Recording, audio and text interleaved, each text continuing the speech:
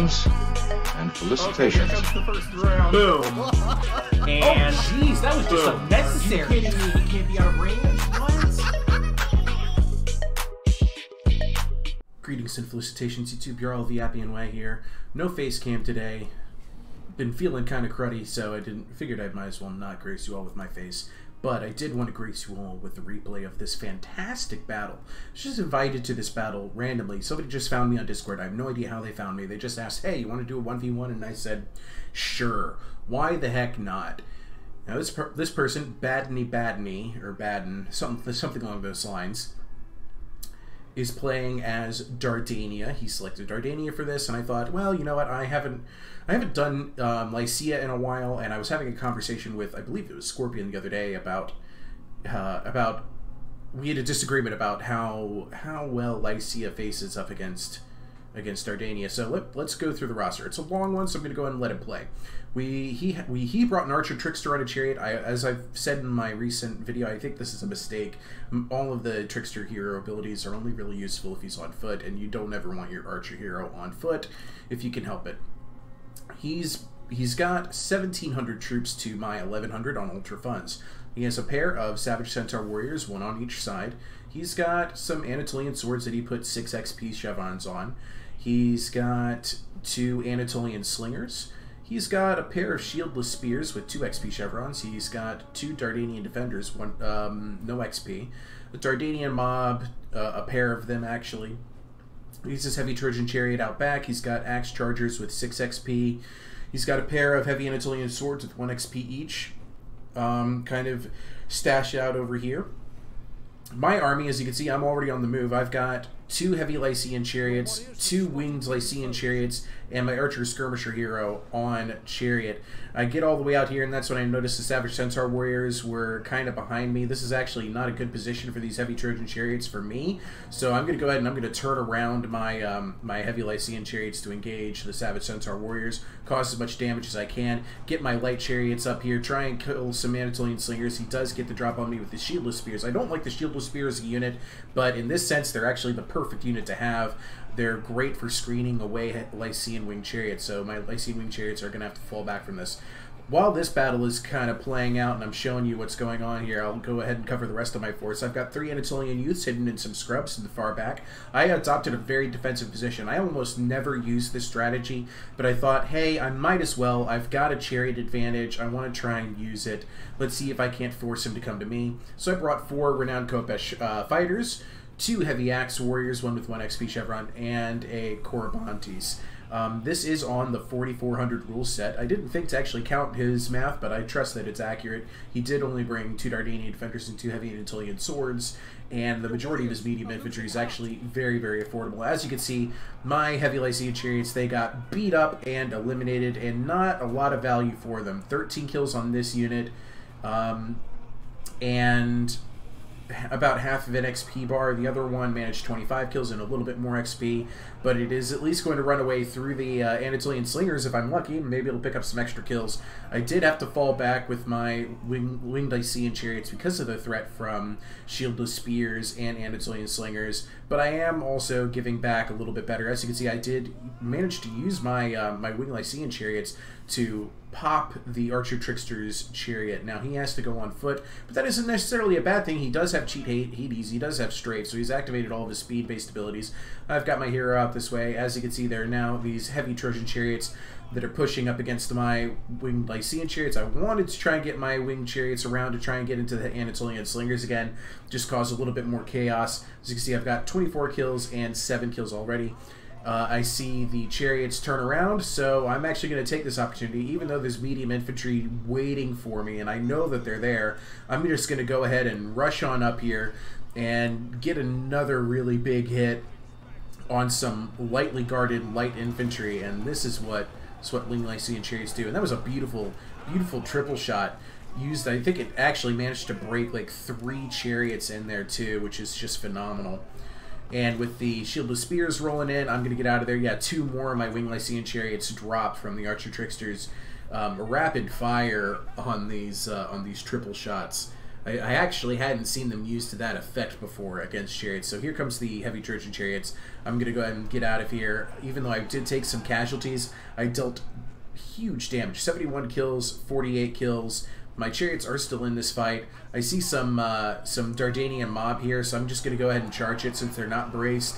Now, this is light infantry up against the light chariots. As you can see, my winged Lycian chariots, they do have a little bit of trouble trying to bust through this, and they don't deal as much damage as they normally would as compared to other chariots. As you can see, I'm keeping the rest of my army in its protected position, just kind of watching him move his infantry around. I'm staying aware of it while I'm also running over all of these Dardanian mobs with what's left of my chariots. He's trying to target my chariots with his triple shot again, but he actually couldn't get the angle because of the cliff face in the way. It was making it impossible for him to take the shot. My hero, I activate Apollo's Reign so I can get a little bit more damage as I'm actually targeting the Archer Trickster hero. The Archer Trickster hero is using his ammo against my my chariots. The Slingers are now focusing on my hero, but as you can see, they've taken really heavy casualties, so I'm hardly getting hurt. I give a move order for my hero to go through the Dardanian mobs because skirmish chariots cannot actually make melee attack orders in this game for some reason still.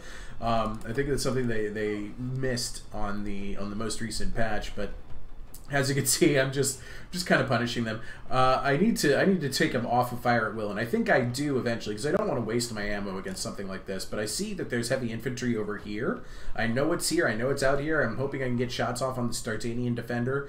What I don't expect is another hidden Savage Centaur warrior, and I don't expect that this Savage Centaur warrior actually regrouped. And it had, so it's going to come in here and try and grab my Archer Skirmisher hero. And this is a critical moment for me because I don't have the tools to stop the Savage Centaur warriors from bullying my hero. My hero might lose his chariot here, and if he does, he's so far out of position, I might be in a lot of trouble. I activate Aristea so I can get some healing done. I need to try and keep my chariot alive at all costs. I'm giving move orders, just trying to get him out of this scenario. I'm going to go ahead, I'm going to sacrifice my Lycian winged chariots over here. I'm bringing them in. I see the Dardanian mob is here. I'm going to go ahead and hit them first.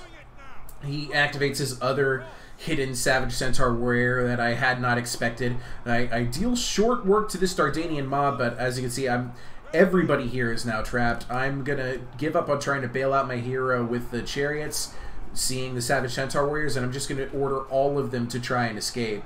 And the funny thing is that my hero actually does manage to escape on his own. It just takes some time. Just takes some time and a lot of click orders because I do not want him to stay stuck in this. This is a terrible position to be in. The Savage Centaur warriors are beating him up, but I'm managing just fine. That Aristea healing is what's keeping him in it. The winged Lycian chariots here are broken and routing. These units are also broken and routing. He's moved some of his forces out this direction. My hero finally manages to break through somehow. I really don't understand how he did, and I'm just moving as quickly as I can. As you see, I activated Centaur Drill for. Oh, that was just for reload skill. It doesn't actually give him an increased speed. I also have this. And he saw the way I was routing, and he realized he wasn't going to be able to catch him, which. Really lucky for me because they have the speed. They had speed 96. My hero is only speed 80. They could have kept up with me, but I think he saw that I was going to the renowned Khopesh fighters and he turned around. I see the Dardanian mob out here. I don't have much left in this winged Lycian chariot, so I actually charge it right into this Dardanian mob. Light chariots are a great answer to Dardanian mobs, let me tell you. So yeah. 145 kills on this unit. It just picked up its first XP chevron. I have my other chariot now moving in. And some javelins start launching for my renowned Khopesh fighters. I have to take them off of fire at will as soon as I can because I do not want to waste their ammo in Dardanian mobs. I move my hero out this way when I see the infantry kind of blobbed up together. I want to get shots off on as many of the Dardanian defenders as I can, especially as they're overlapped. He's going to go ahead and charge on in with his cavalry and force me away. This is a really good play on Badney Baden's part. He's doing a fantastic job. I'm actually playing a gamble here. I am retreating in the direction of my Anatolian Youths. Not because I expect my Anatolian Youths to be able to do anything about Savage Centaur warriors. They can't. I'm just hoping that the surprise of seeing them is going to force my opponent to turn his cavalry around, because I don't have anything in place to help me deal with the Savage Centaur warriors. This is just a desperate play on my part. So he now sees my Anatolian youths, and it worked. He turns around, runs his cavalry back the other way, not wanting to engage. He's got his hero out here now taking shots at the Anatolian youths. I turned my hero around to give the Savage Centaur warriors a little bit of what for having chased me all the way back into this corner, and I put my Anatolian youths back into the scrubs. And that was a gamble, and it was a gamble that paid off. I am grateful that it did, and like I said, I'm going to take the opportunity, try and cause whatever damage I can with my archer hero. I'm being very cognizant of his health. It is very low. I'm getting shot at by the archer trickster hero. He turns the cavalry around again. And I'm just going to go ahead and try and get out here. I wanted to see if I can get another shot off, and managed to only shoot the shield of spears. I dodge another arrow from the hero. Going to fall back towards the scrubs, see if he'll fall for it again, if he's too worried about my Anatolian youths to actually engage me or not. And he just goes ahead and he veers off again. Really, really working out well for me so far. Now, as you can see, I have a very strong position here, and I didn't want to abandon it. But as I see he's got the majority of his forces out here and moving this way, there's no way my Anatolian youths are going to manage this. Not a way on heaven or in earth, and certainly not in Troy. So I am going to be giving new movement orders to relocate my forces to keep this protected position, but defend it from a different angle. As you can see, I'm just kind of playing cat and mouse now with my hero. Because I have the chariot, I have the mobility advantage, and I'm causing a lot of damage to as many of the elite units as I can. The Savage Centaur warriors are not my ideal target. I want to be shooting Dardanian defenders, and boom, there I go. The 9 kills on this unit already. 1 kill on this unit already. This is exactly what I was hoping for. And look at this, you know, they're all overlapped here now, so any shot I have that penetrates the line and deals all these casualties, the better it's going to be for me. Now, I'm going to be splitting up my forces up here momentarily to move them to protect up here as well as over here, as I see that my opponent is continuing to make like he's going to move through these scrubs towards me over here. In the meantime, my hero is going to continue to punish and punish and punish. I need to abandon the scrubs before the infantry gets on top of me, because my Anatolian youths, like I said, do not have a chance. Another 2 more casualties. My hero's up to 84 kills. Doing fantastic work. There's already 20 dead Dardanian defenders here. Still just the 1 dead over here. I have to fall back all the way to the hill position.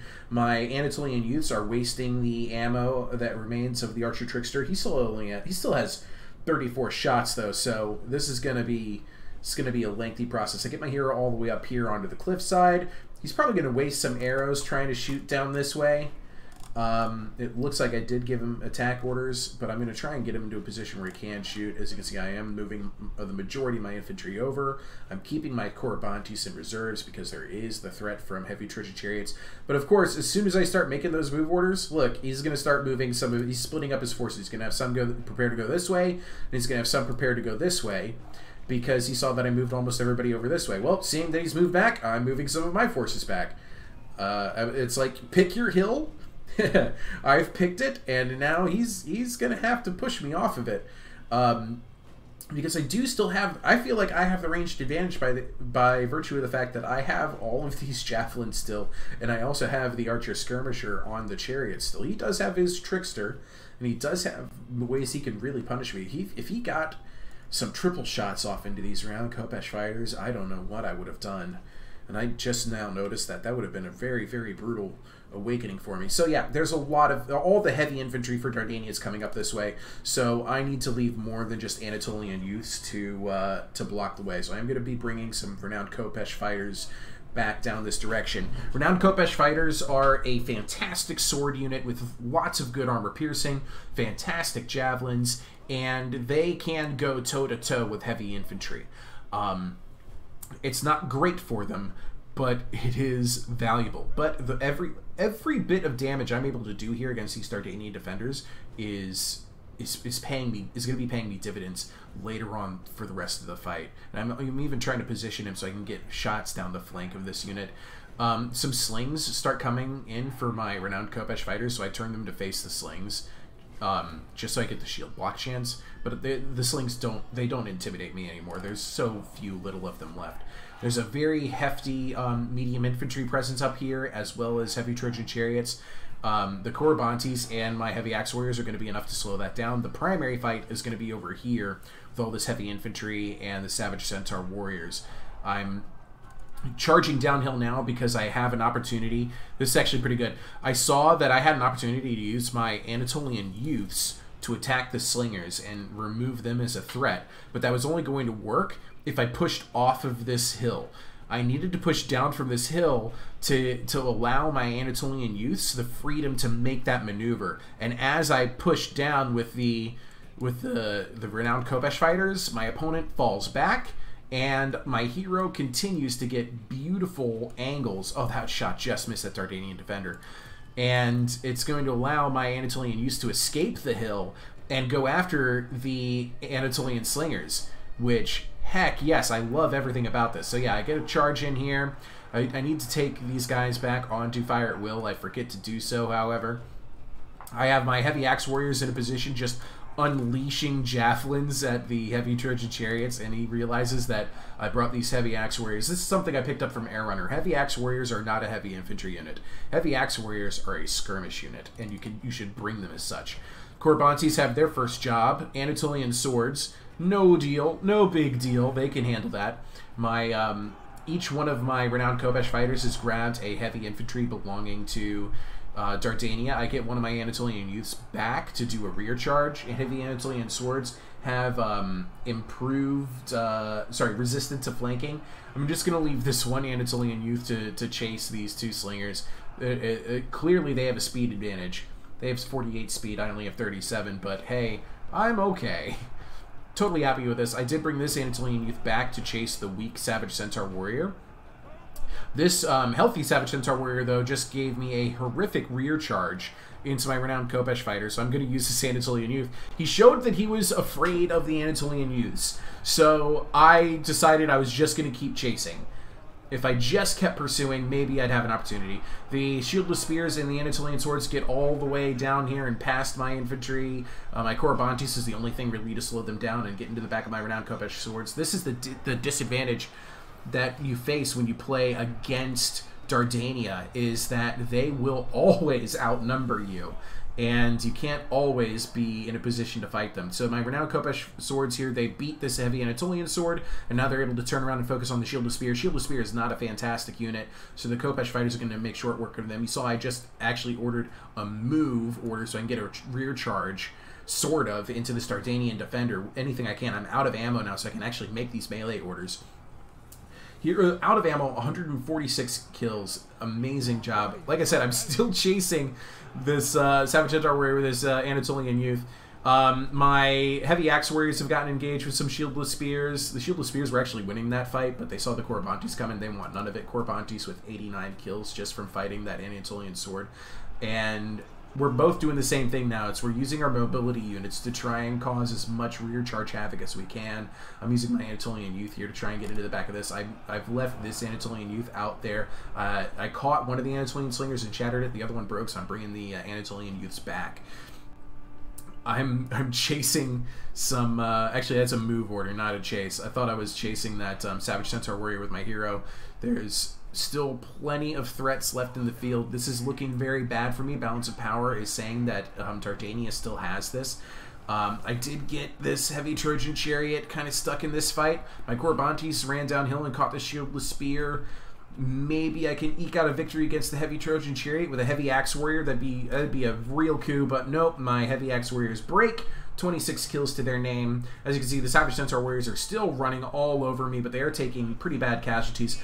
My hero finally lost his chariot while fighting some heavy Anatolian swords, but I have an opportunity now to use him as a melee sword hero, and I get into the back of the Dardanian defenders, and they're now broken. My renowned Khopesh fighters won the day. My Anatolian youths are still chasing these Savage Centaur warriors. I have another heavy axe warrior free over here. I use it to try and get into the side of this Dardanian defender. My other Khopesh fighters, this one is broken and running around, but the wall is impassable, and it actually makes it so that this unit regroups rather than running away. And I got this Anatolian Youth coming back. This Anatolian Sword doesn't have a chance against renowned Khopesh fighters. There is a Shieldless Spear trying to give me rear charges, just trying ever so much to get some advantage against renowned Khopesh fighters. But renowned Khopesh fighters are renowned for their morale. They're not going to fall apart. The Shieldless Spears, I want you to look at their weapon damage. 98 weapon damage. There's a reason why I don't like them. Their armor is only a 20 value, which is a joke for a medium infantry unit. And frankly, the Dardanian Spear, which is a shielded spear unit, can do the job of the shieldless spear, but better, just by putting its shield on its back. Granted, it is a more expensive unit. So yeah, as you can see, I've taken horrific casualties on my renowned Khopesh fighters. 222 kills, though. 73 kills on this one. For this one, I have 28, and it's had the worst of the engagements. Here comes the Dardanian Defender that came back because it's benefiting from the same routing problem I have. This renowned Khopesh fighter is coming in here. I notice at this point I still have all of this ammo on my Khopesh fighters, so I'm going to start lining them up over here and turn them on to fire at will, because these heavy infantry are the perfect targets for them to fight.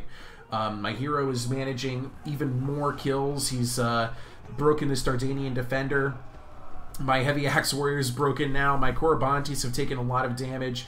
I'm presuming from getting shot at by this Archer Trickster hero. 91 kills on it, but 219 kills on my Corybantes. I leave my Heavy Axe Warriors that lost against the Chariots earlier to chase the hero.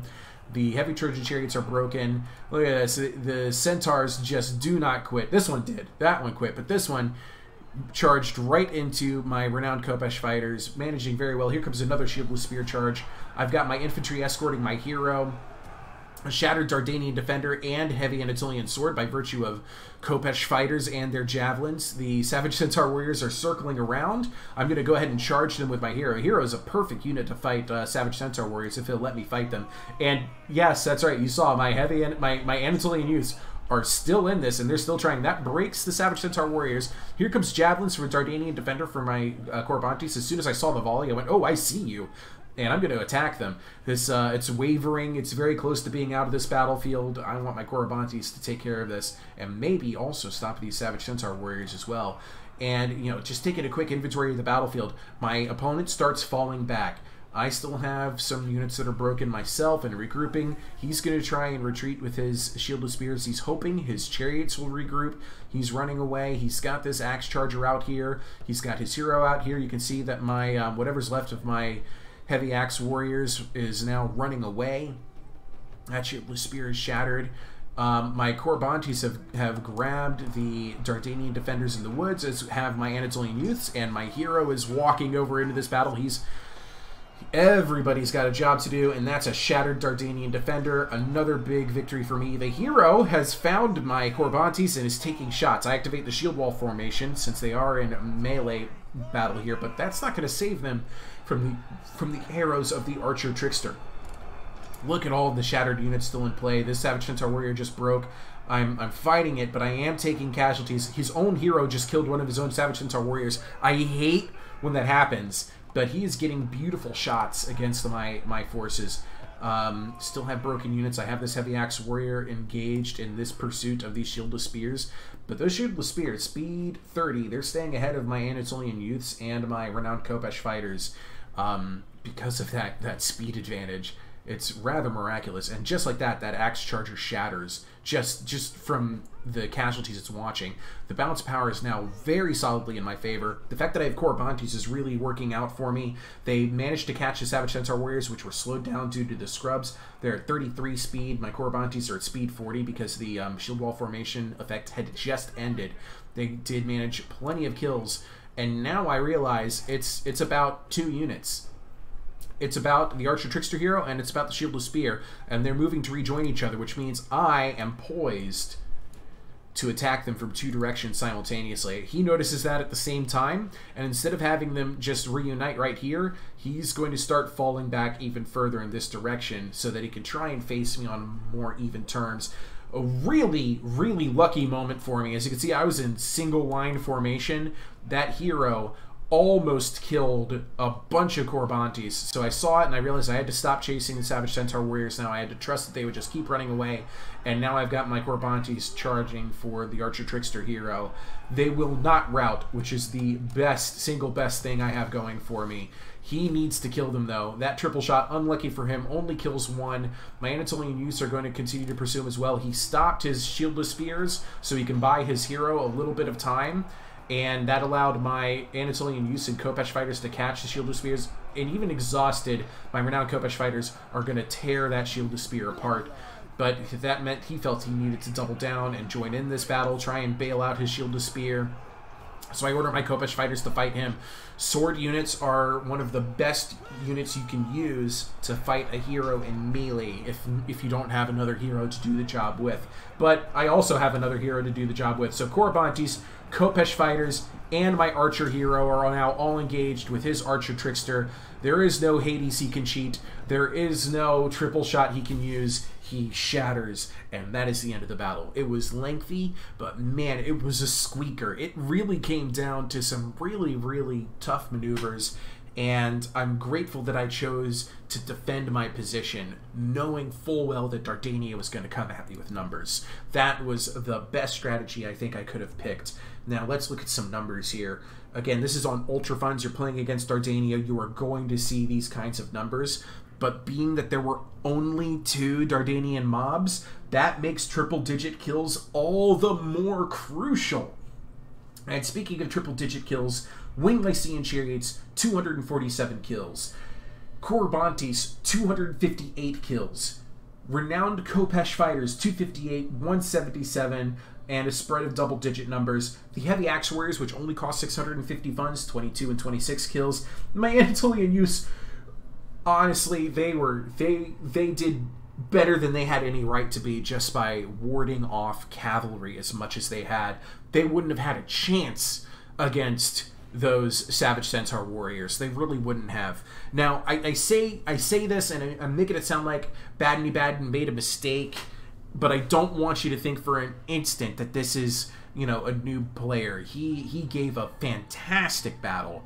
I disagree with his experience expenditures. I disagree with his choice of bringing shieldless spears, but I am very impressed with how he managed his cavalry in the early game, how he pulled me into those ambushes, how he handled my heavy Lycian chariots. I had to win the battle essentially without heavy chariots, and that is tough. That is very tough to do against Dardania. I was very lucky that I had my 4 renowned Khopesh fighters and the Korbantes. They did the lion's share of the work. 169 kills for my Archer Skirmisher, 109 for his Trickster. Wow, what a fight. Thank you for the batch, Badney Baden. I hope you enjoyed this video. Please subscribe. I'm looking forward to seeing you all in future videos. I love you all. Ta-ta. See you there.